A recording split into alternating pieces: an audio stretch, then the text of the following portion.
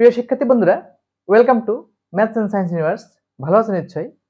দৈনন্দিন কাজে বাস্তব সংখ্যা। বন্ধুরা, গুণ করলে জাস্ট মাঝখানে একটা গুণ চিহ্ন দিয়ে দেব, রাইট? গুণ করলে এখানে একটা গুণ চিহ্ন দিয়ে দেব। তো গুণটা করি, এটা এটা গুণ করো। 7 দুগুণে 14 √6 সমান এটা এটা গুণ করলে কি হবে? 14 হবে। 7 দুগুণে 14 আর √3 গুণ √2, √3 √2 গুণ হবে, বিয়োগ 4 দুগুণে 8 √3 গুণ √3। এবার এই দুটো গুণ করো, যোগ 5 সাথে 35 √2 গুণ √2, তারপর বিয়োগ কত? 20 √2 গুণ √3,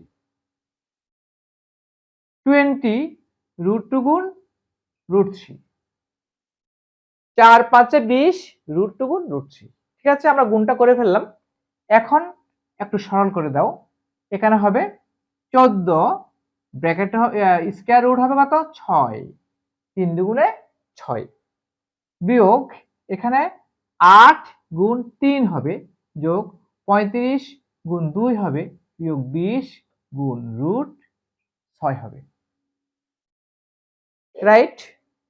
ওকে, এখন তুমি কি করবে? এটার সাথে এটা কি হবে? যোগ বিয়োগ হবে অবশ্যই। 20 √6, এখানে তোমার এখানে গুণ চিহ্ন না দিলেও চলবে। 20 √6, √6 20টা, √6 14টা, 20টা থেকে 14টা চলে গেলে আরো কয়টা থাকে? 6টা থাকে, বিয়োগ 6 √6। এখানে কত হবে? বিয়োগ 24 যোগ 70, 35 দুগুণে 70, কত হচ্ছে? বিয়োগ 6 √6। এখানে কত হবে? 70 থেকে 24 চলে গেলে বিয়োগ করে দেখো, 10 থেকে 4 গেলে 6, 3, 7 থেকে 3 গেলে 4, 46, মাইনাস 6 √6 প্লাস 46। গুণ করলে আমার গুণফলটা এটা হবে। এখন দেখো তো বন্ধুরা, গুণফলটা ঠিক আছে কিনা।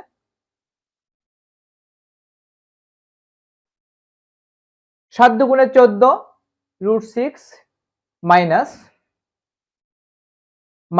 7 দুগুণে 8 √3 √3, 5 সাথে 35 √20 √2 মাইনাস 20 √3, তাহলে 14 √6 মাইনাস 3 8 24 যোগ 35 × 2 বিয়োগ 20 × √6। এটা এটা তুমি যোগ করো, বিয়োগ 6 √6 বিয়োগ 24 যোগ 35 × 70, এই দুটো যোগ বিয়োগ করলে হবে প্লাস 46। এখন তুমি ক্যালকুলেট করো।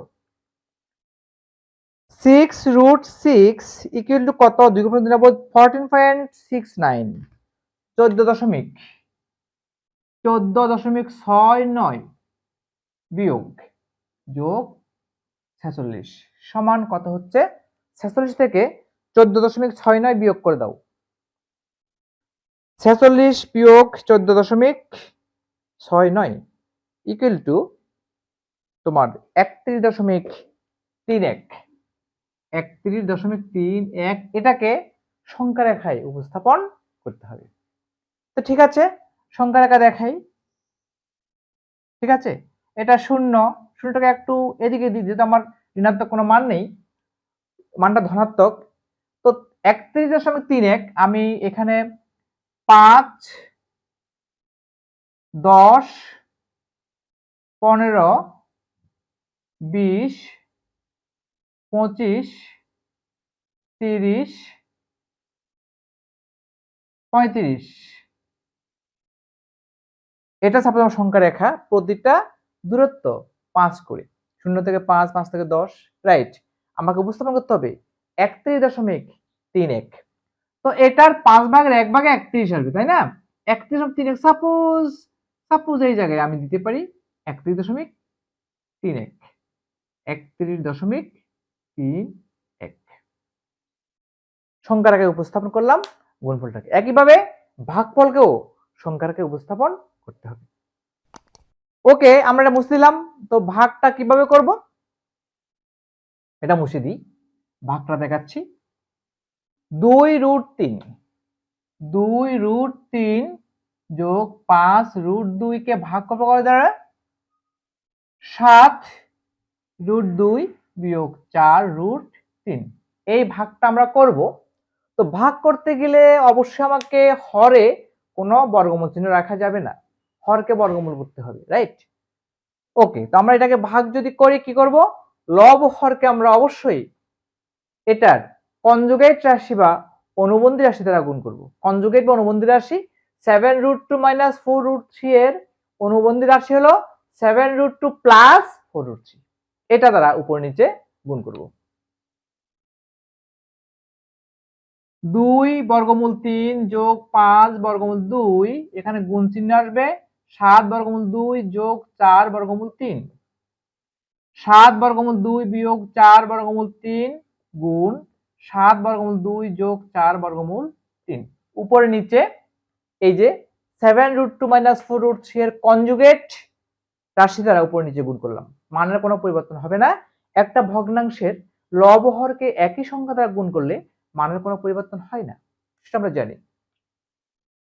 ইকুয়াল টু, এখন দেখো নিচে কত হবে? নিচে হবে a² - b² সূত্র √2 whole square minus 4√3 whole square. a² - b² এর সূত্র আমরা লিখলাম, আর উপরে গুণটা আমাকে করতে হবে। হ্যাঁ, এটা গুণ করলে হবে 14√6। এটা গুণ করলে হবে 4 দুগুণে 8, আর √3 গুণ করলে 3 প্লাস 24। 2√3 আর 4√3 যদি গুণ করি 24 হবে। 4 দুগুণে 8, √3 গুণ করলে 3, তাহলে 8 আর 3 গুণ করলে 24। এটা গুণ করলে 5 7 35, 35 গুণ 2 70 প্লাস 70। এটা হবে যোগ 20√6। এই হবে আমার উপরে গুণফল। ক্লিয়ার? ওকে, তাহলে উপরে কত হচ্ছে আমার? 20√6, 14√6 যোগ করলে 34√6, 34√6 যোগ 94। 70 আর 24 যোগ করলে কত হবে? 94 হবে। এখানে হবে বর্গ করলে হবে 49 গুণ 2, 49 গুণ 2 বিয়োগ 16 গুণ 3। 4 4 16, √3 কে বর্গ করলে 3 হবে, √2 কে বর্গ করলে 2 হবে। 49 গুণ 2 বিয়োগ 16 গুণ 3। ওকে, তাহলে উপরে হচ্ছে আমার কত? এখন এটাকে আমি কি করব? সরল করব, তাই তো? এটাকে আমি সরল করব। কত? 34√6। 34√6 কে আমি লিখব 83.28, দশমিক পরে 2 গুণ নেব। 83.28 যোগ 94, আর নিচে 9 দুগুণে 18, 8 হাতে 1, 4 দুগুণে 8 98 বিয়োগ 48। 58 থেকে 48 চলে গেলে নিচে হবে 50।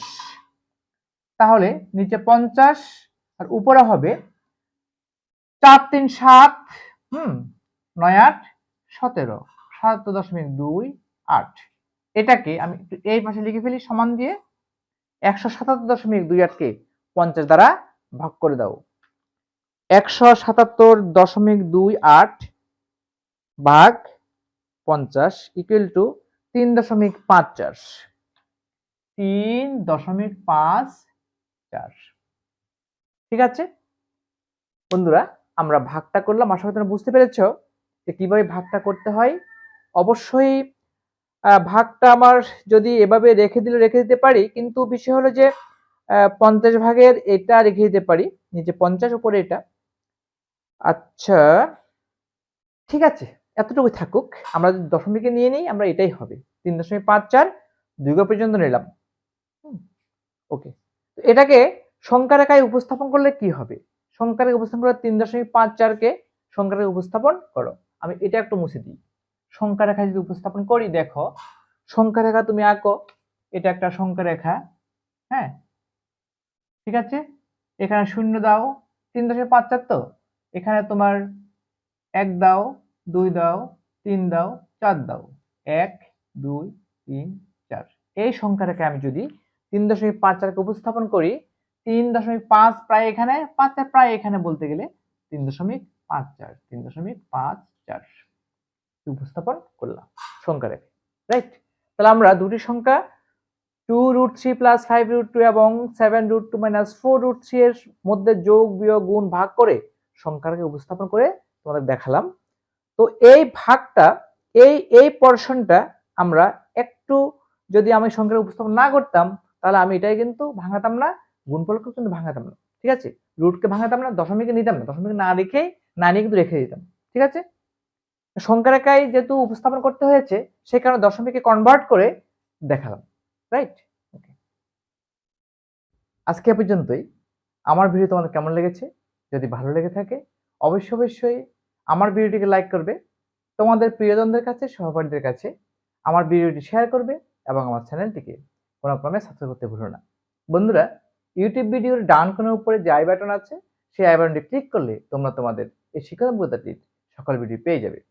আর হ্যাঁ বন্ধুরা, ভিডিও ডেসক্রিপশনে এই শিক্ষানব্বইতাটির প্লেলিস্টের লিঙ্ক দেওয়া আছে, সেই লিঙ্কটি ওপেন করেও তোমরা ভিডিওগুলো উপভোগ করতে পারবে।